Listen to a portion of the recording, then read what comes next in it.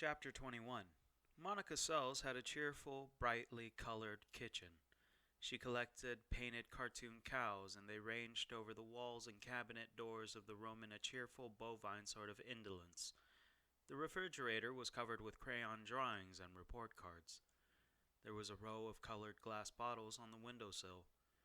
I could hear wind chimes outside, restlessly stirred by a cool rising wind. A big friendly cow clock on the wall swung its tail back and forth. Tick, tick, tick. Monica sat down at the kitchen table. She drew up her legs beneath her and seemed to relax by a few degrees. Her kitchen, I sensed, was her sanctuary, the place where she retreated when she was upset. It was lovingly maintained, sparkling clean.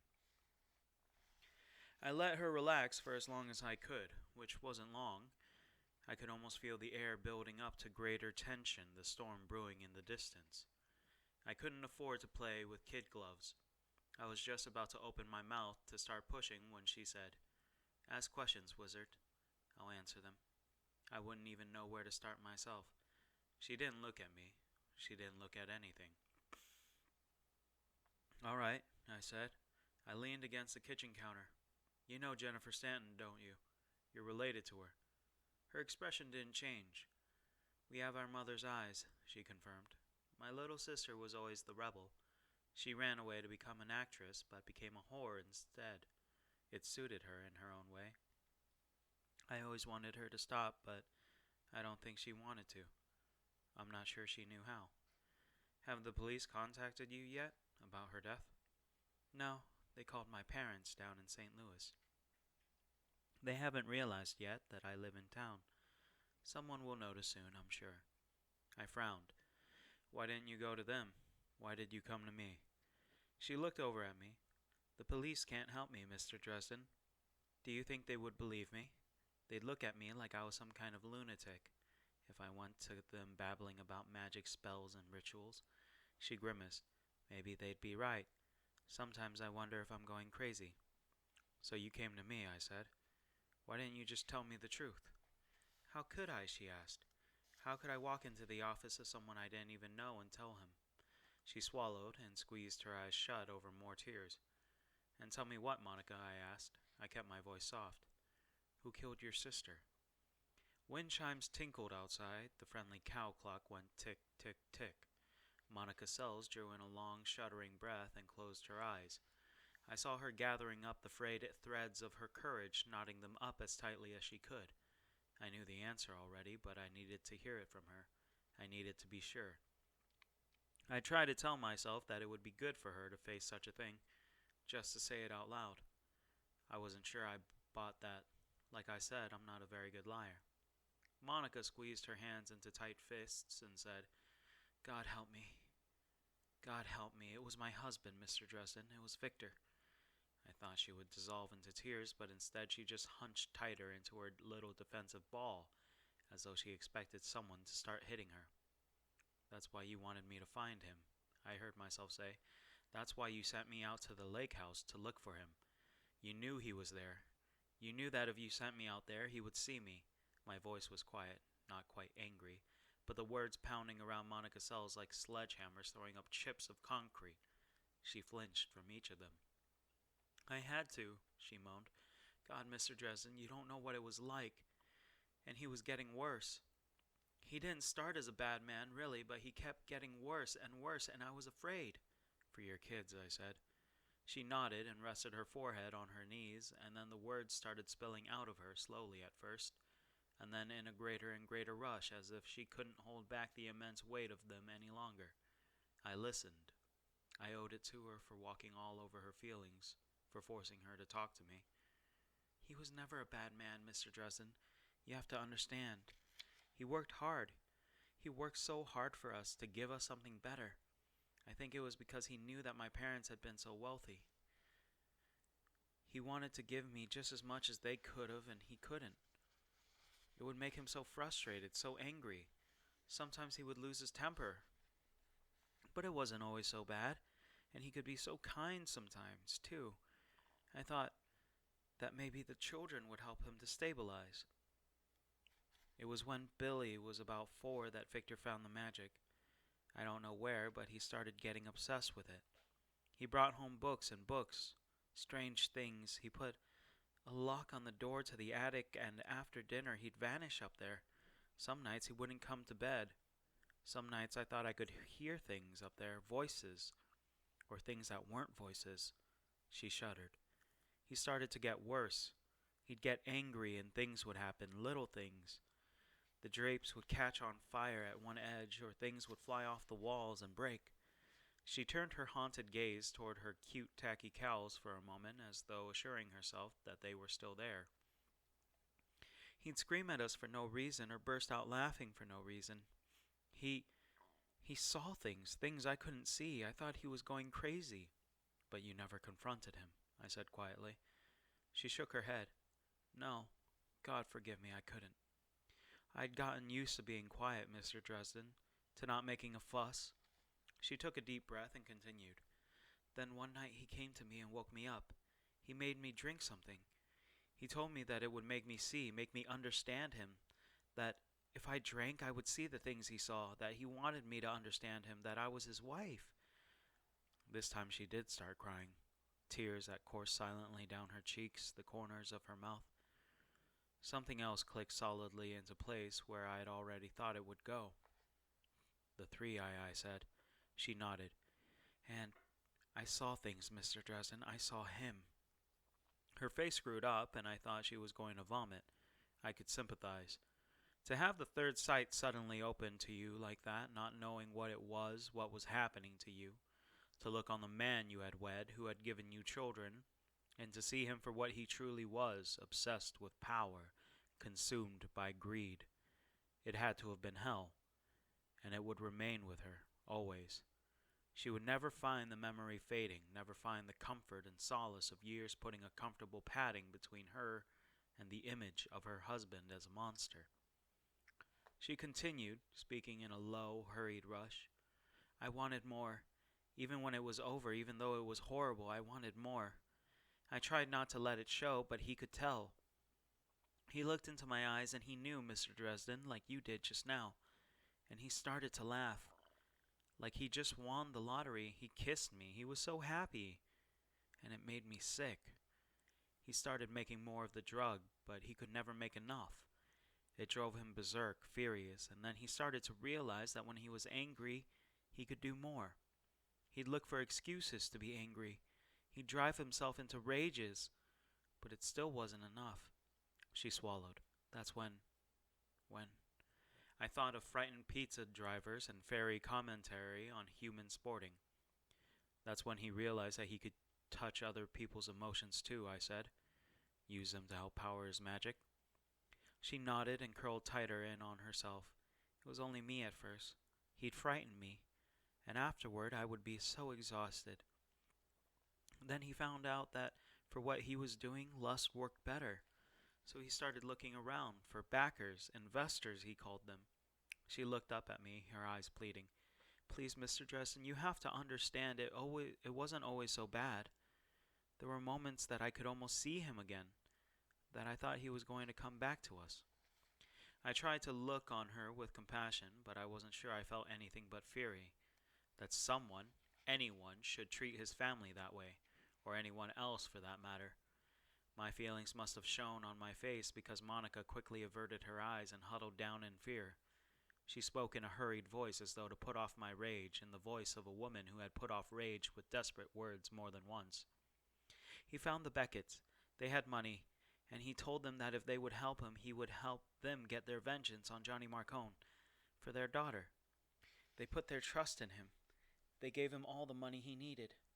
I thought of the Becketts and their lean, hungry faces. I thought of Mrs. Beckett's dead eyes. And he started the rituals, the ceremony. He said he needed our lust. Her eyes shifted left and right, and the sickened look on her face grew deeper. It wasn't so bad. He would close the circle, and all of a sudden nothing mattered, nothing but flesh. I could lose myself for a while. It was almost like an escape. She rubbed her hand on the leg of her jeans as if trying to wipe something foul off of it. But it wasn't enough. That's when he started talking to Jennifer. He knew what she did. That she would know the right kind of people. Like her, like Linda. Linda introduced him to Marcone's man. I don't know his name, but Victor promised him something that was enough to bring him into the circle. I didn't have to go all the time then. Either Jenny or I would stay with the children. Victor made the drug. We started to make money. Things got better for a little while, as long as I didn't think too much. Monica took a deep breath. That's when Victor started getting darker. He called demons. I saw them. And he said he needed more power. He was hungry for it. It was horrible, like watching a starving animal forever pacing. And I saw him start looking at the children, Mr. Dresden. It made me afraid. The way he looked at them sometimes, I knew. This time she buckled and doubled toward the floor with a groan. She shuddered and wept out of control. Oh, God, my babies, my babies. I wanted to go over to her, to offer her my hand to hold, to put an arm over her shoulders, and to tell her that it would be all right. But I knew her now. I had looked inside. It would make her scream. God, Harry, I thought, haven't you tortured this poor woman enough? I rummaged in cabinets until I found a glass. I ran cold water from the sink, poured it into the glass, then went over and put it down by her. She straightened in her chair and took the glass between shaking hands. She took a sip and spilled a little onto her chin. I'm sorry, I said. It was all I could think of to say. If she heard me, it didn't show. She sipped water, then continued as if desperate to finish to get the taste of the words out of her mouth. I wanted to leave him. I knew he'd be furious, but I couldn't let the children stay close to him. I tried to talk to Jenny about it, and she took matters into her own hands, my little sister trying to protect me. She went to Victor and told him that if he didn't let me leave, she'd go to the police and to Johnny Marcone. She'd tell them all about him, and he killed her, I said. Hell. Victor hadn't needed any of Jennifer Stanton's hair to kill her. Any kind of sample of bodily fluids would have worked. With the ceremonies of lust that he'd been holding, he'd have ample opportunity to collect from poor Jennifer Stanton. Maybe he'd even had her bring him a sample of Tommy Tom, or maybe Jennifer and Tommy Tom had just been too close as they were making love for the spell to affect just one of them while he killed them. He killed her, Monica confirmed. Her shoulders slumped with a sudden weariness. That's when I came to you, because I thought you might be able to see, be able to do something before he hurts my babies, before he killed someone else. And now Linda's dead too, and soon you, Mr. Dresden. You can't stop him. No one can. Monica, I said.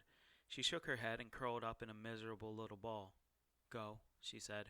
Oh, God, please go, Mr. Dresden. I don't want to see it when he kills you too. My heart felt like a lump of cold wax in my chest. I wanted so badly to tell her that everything would be all right. I wanted to dry her tears and tell her that there was still joy in the world, that there was still light and happiness, but I didn't think she would hear me. Where she was, there was nothing but an endless, hopeless darkness full of fear, pain, and defeat. So I did the only thing I could. I withdrew in silence and left her to her weeping. Perhaps it would help her start to heal. To me, it only sounded like pieces of glass falling from a shattered window. As I walked toward the front door, a little motion to the left caught my eye. Jenny Sells stood in the hallway, a silent wraith.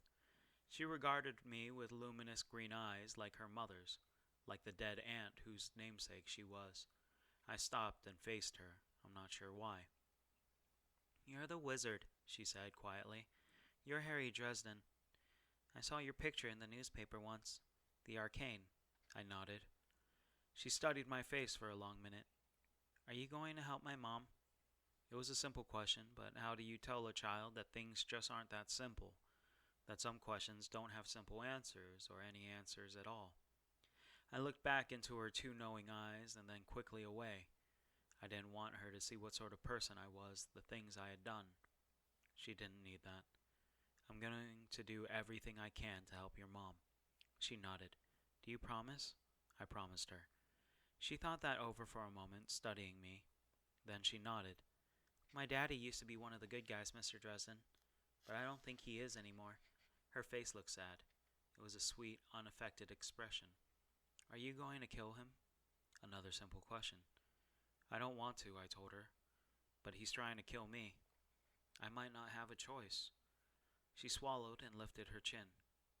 I loved my Aunt Jenny, she said, her eyes brightened with tears. Mama won't say, and Billy's too little to figure it out, but I know what happened. She turned with more grace and dignity than I could have managed and started to leave.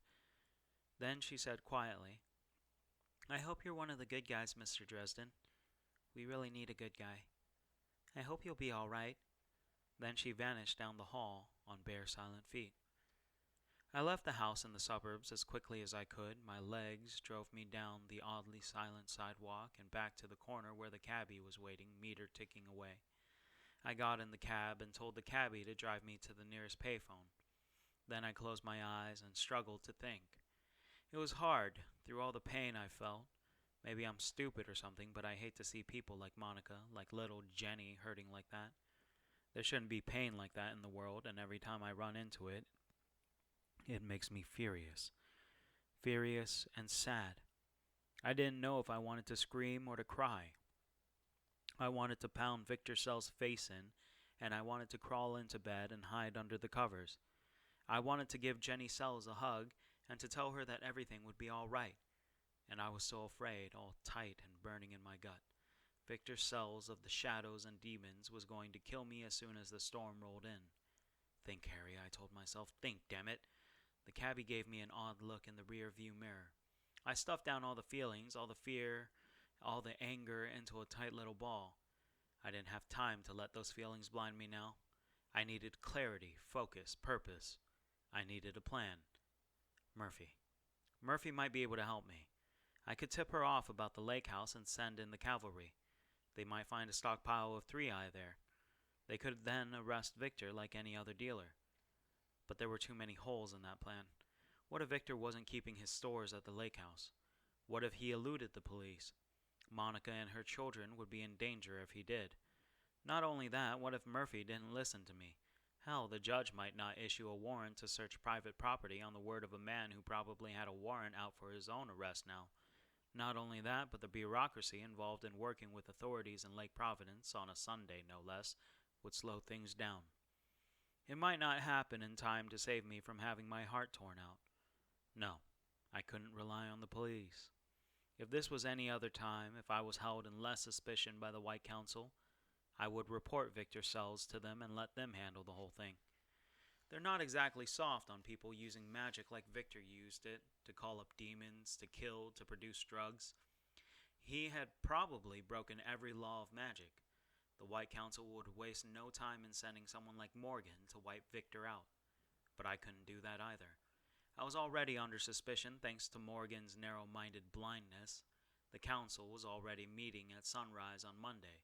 Some of the other members of the council might listen to me, but they would be traveling now. I had no way of reaching any of those who were sympathetic to me, no way of asking for help. There wasn't time, in fact, to try to round up any of my usual allies. So, I concluded, it was up to me, alone. It was a sobering thought. I had to confront Victor Sells, as strong a practitioner as I have ever gone up against in his own place of power, the lake house. Not only that, but I had to do it without breaking any of the laws of magic. I couldn't kill him with sorcery, but somehow I had to stop him. Odds seemed really good that I was going to get killed, whether I tried to face him or not. To hell with it, then. If I was going to go out, it wasn't going to be while I was laying around moaning and bitching about how useless it all was. If Victor Sells wanted to take out Harry Blackstone Copperfield Dresden, he was going to have to shove his magic right down my throat. This decision cheered me somewhat. At least I knew what I was doing now, where I was going. What I needed was an edge. I decided something to pull on Victor, something he wouldn't expect. Now that I knew who he was, I understood the magic I had run into outside of my apartment a little bit better. It had been potent, deadly, but not sophisticated, not well controlled. Victor was powerful, strong, a natural mage, but he wasn't practiced. He didn't have any training. If only I had something of his, something like his own hair that I could use against him. Maybe I should have checked the bathroom at Monica's, but I had the feeling that he wouldn't have been that careless. Anyone who spends time thinking about how to use that sort of thing against people is going to be doubly paranoid that no one have the opportunity to use it against him. And then it struck me. I did have something of Victor's. I had his scorpion talisman back in the drawer of my desk at the office. It was one of his own devices, something close and familiar. I could use it to create a bond to him, to sort of judo his own power back against him and beat him with it, hands down, no questions asked. I might have a chance yet. I wasn't finished, not by a long shot.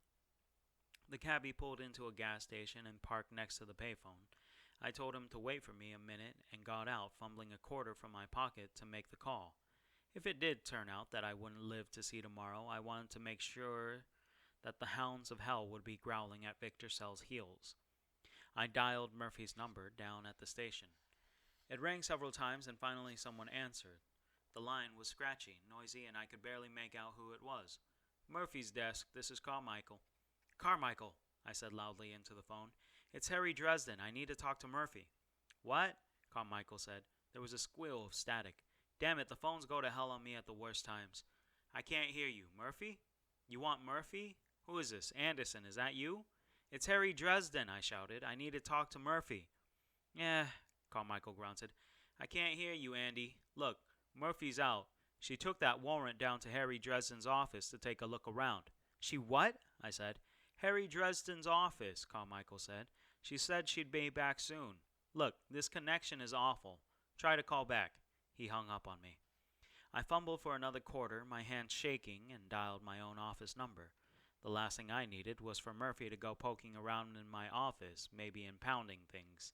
If she stuck the scorpion in evidence, I was done for. I'd never be able to explain it to her in time. And if she saw me face to face, she might be furious enough with me to just have me slapped into holding and left there overnight. If that happened, I'd be dead by morning. My phone rang a couple of times, then Murphy answered. The line was blissfully clear. Harry Dresden's office. Murph, I said, thank God. Look, I need to talk to you. I could practically feel her anger. Too late for that now, Harry. You should have come talk to me this morning. I heard her moving around. She started opening drawers. Damn it, Murph, I said, frustrated. I know who the killer is. Look, you've got to keep out of that desk. It could be dangerous. I thought I had been going to tell her a lie, but I realized as I said it that I was telling the truth. I remembered seeing, or thinking I had seen, movement from the talisman when I had examined it before. Maybe I hadn't been imagining things. Dangerous, Murphy growled. I heard her scattering pens out of the top drawer of my desk, moving things around. The talisman was in the drawer beneath. I'll tell you what's dangerous. Fucking with me is dangerous, Dresden. I'm not playing some kind of game here, and I can't trust what you say anymore. Murphy, I said, trying to keep my voice even, you've got to trust me. One more time. Stay out of my desk. Please. There was silence for a moment. I heard her draw in a breath and let it out through her mouth. Then Murphy said, her voice hard, professional, Why, Dresden? What are you hiding? I heard her open the middle drawer. There was a clicking sound and a startled oath from Murphy. The receiver clattered to the floor. I heard gunshots, shockingly loud, whining ricochets, and then a scream. Damn it! I shouted at the phone. Murphy!